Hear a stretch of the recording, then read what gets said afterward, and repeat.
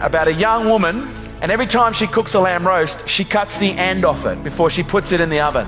And then one day her husband says to her, "Honey, why do you cut the end off the lamb roast?" And she goes, "Well, I don't know. That's what my mum used to do." He goes, "Well, ring your mum. I want to know why." So she rings her mum and says, "Mum, why do you cut the end off a lamb roast?" And do you know what she said?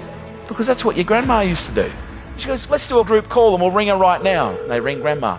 She goes, "Hello, Grandma, why did you used to cut the end off a lamb roast?" And she goes, "Well, honey, when I used to cook a lamb roast when you were young, our ovens weren't very big, so that was the only way we could fit them in the oven."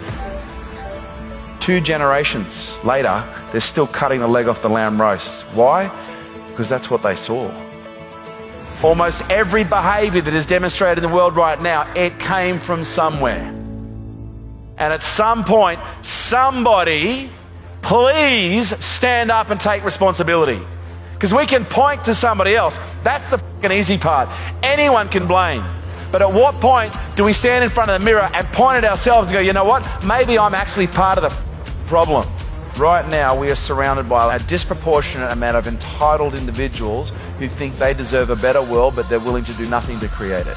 All the dysfunction we're seeing in the world, it's not new, it's been there forever. It's now visible because of social media. It's now visible because we're seeing dysfunctional behaviours being documented more than ever before. Police brutality in America, and that's been happening for ever.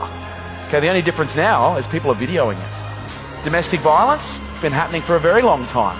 Women being mistreated by misogynist, entitled, egotistical, arrogant pricks, it's been happening for a long time. Only difference now, women are speaking up.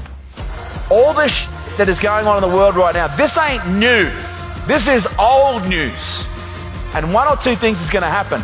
We're going to see this and we're going to go, "Well, isn't that just the way that it is?"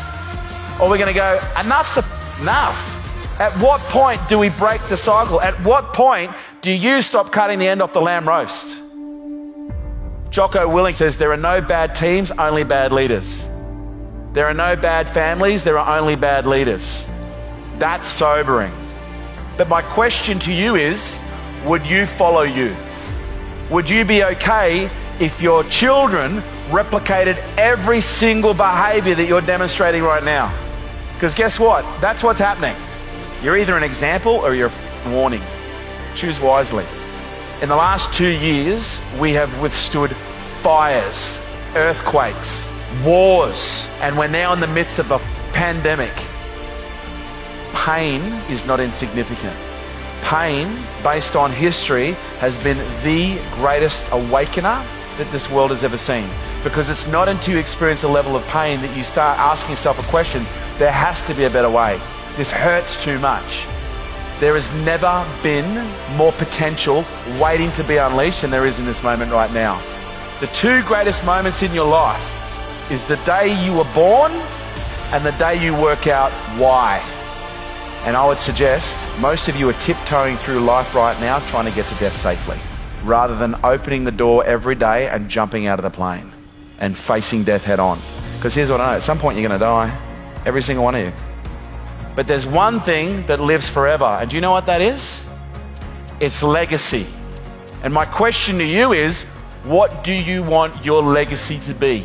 What do you want to be remembered for? Because right now, you are writing in the history books your legacy. So you're either going to wait to nearly die, or you could just live now. The choice is yours. And have you ever watched a good movie where there was just that surprise twist at the ending that you didn't see coming? Maybe that's going to be your life. Maybe there's about to be a massive plot twist. And maybe that massive plot twist is a change in trajectory in your life and a change in the trajectory of every single person who knows you. But you need to find something that you're willing to die for, and then you need to live for it.